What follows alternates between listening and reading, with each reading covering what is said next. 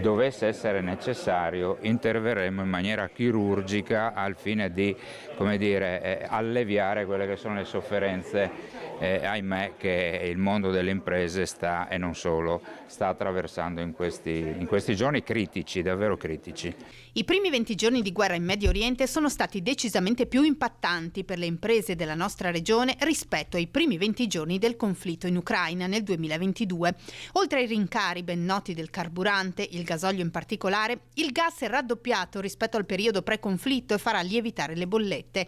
L'assessore Bini ha convocato un tavolo con tutte le principali associazioni di categoria, rappresentanze del mondo produttivo, della distribuzione, della cooperazione e delle organizzazioni sindacali, oltre ai rappresentanti del settore carburanti, per ascoltare esigenze e proposte che consentano di ridurre l'impatto della crisi energetica in corso. Abbiamo fatto un quadro abbastanza puntuale, abbiamo rappresentato le misure già messe in campo durante la crisi dell'Ucraina. Per quanto riguarda il fotovoltaico, sì, continueremo a puntare, tant'è che a breve uscirà il terzo bando con una dotazione iniziale di 10 milioni di euro. Ricordo anche le dotazioni messe in campo negli anni passati con 90 e rotti milioni di euro, che hanno permesso comunque la realizzazione di impianti che proprio in questi periodi e nei mesi a venire dimostreranno tutta la loro efficacia anche in termini di risparmi concreti per gli imprenditori.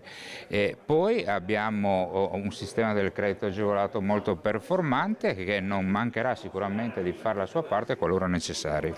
La Regione, assicura Bini, continuerà a monitorare ipotetiche crisi aziendali, ad aprire canali contributivi per l'abbattimento delle bollette e a sollecitare governo ed Europa. Il Temporary Framework è uno strumento che in passato proprio con la guerra in Ucraina ha dato dei risultati positivi. Avanzeremo verso l'Europa queste ulteriori richieste e sicuramente ci saranno delle interlocuzioni, ma so che il governatore Federico l'ha già fatto anche col governo.